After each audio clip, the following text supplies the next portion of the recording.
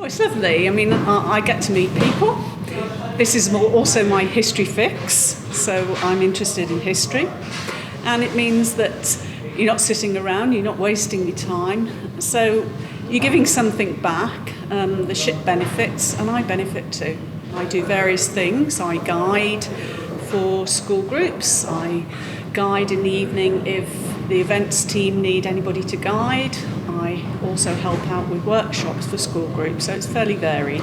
Well, you could be taking around one person.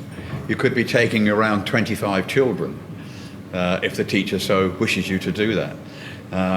So it's a mixed bag in terms of numbers. But generally, a lot of families. Sometimes there are groups, hotel groups perhaps.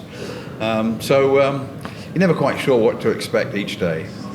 I would love to get a job in a museum, and hopefully this one would be lovely one day. But it is experience, but also broadening my horizons and enriching myself, because I really enjoy this, and it's become my life now. It is the only thing I do apart from I work with the Victory sometimes as well.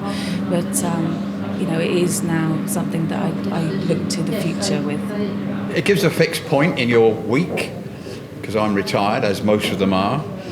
I come from a naval background, so it's quite interesting to continue that.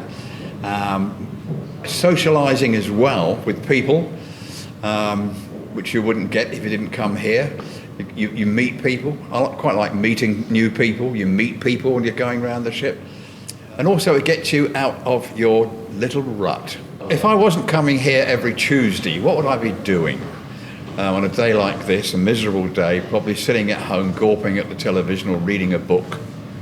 But I've got to make the effort to come here. The other volunteers come from all sorts of different walks of life. We're a real mixed bag of people with different experiences, and everyone obviously gets to know those that serve on the same day as they do, so you sort of have a little team, and really it's very friendly. It's a great place. You can see we're all very proud of it. We always say this is the best thing in a dockyard.